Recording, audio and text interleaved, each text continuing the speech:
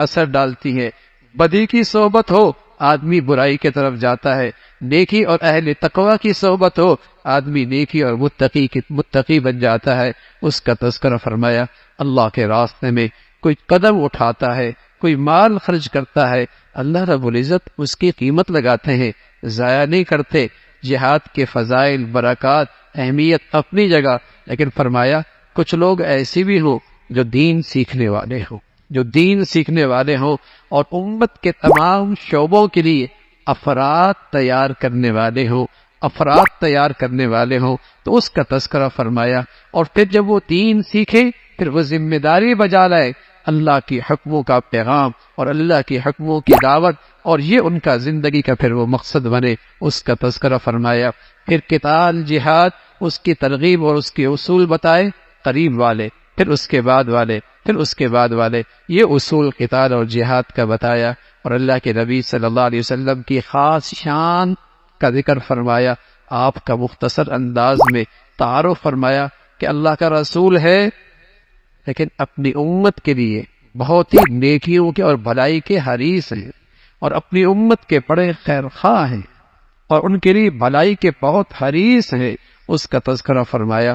پھر باقاعدہ ایمان کی شان یہ ہے وہ ہمیشہ اللہ کی ذات پہ بھروسہ کرتے ہیں، اور جو اللہ پہ بھروسہ کرتا ہے اللہ انہیں کافی ہو جاتا ہے۔ پھر سورہ یونس ہے، اور سورہ یونس کے اندر قرآن کی عظمت، توحید کا تذکرہ، رسالت کی بات، آخرت کا بیان مختلف انداز میں ہے۔ سب سے پہلے اللہ کی قدرت ہے، سورج اور سارا یہ چاند کا نظام اللہ ہی نے بنایا ہے، رات دن کا یہ اختلاف اللہ کی قدرت کا شکار ہے۔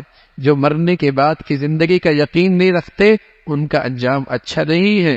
جنت والے جنت میں جب جائیں گے اللہ کا شکر بجا لائیں گے، اللہ کا شکر بجا لائیں گے کہ اللہ رب العزت نے انہیں یہ اتنی بڑی نعمت عطا فرما دی۔ کفار کہا کرتے تھے ہم غلط ہیں تو پھر اللہ کی پکڑ کیوں نہیں آتی؟ فرمایا اللہ کی پکڑ آئے گی لیکن ہر ایک کے لیے ایک وقت مقرر ہے۔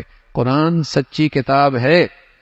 کفار کہا کرتے تھے ہم آپ کی بات مانیں گے لیکن تھوڑا سا اس کلام میں ترمیم لے کے آئے نا، ترمیم لے کے آئے، کچھ ہماری مانیں کچھ آپ اپنی منوائیں، کچھ ترمیم کر کے آئیں۔ فرمایا انہیں بتا دو یہ اللہ کا کلام ہے، میں اس کے اندر تبدیلی نہیں کر سکتا، یہ اللہ کا پیغام ہے، رد و بدل کا مجھے حق حاصل نہیں ہے۔ اس کا تذکرہ فرمایا بڑا ظلم ہے، بڑا ظالم ہے جو اللہ کے احکامات کا انکار کرتا ہے۔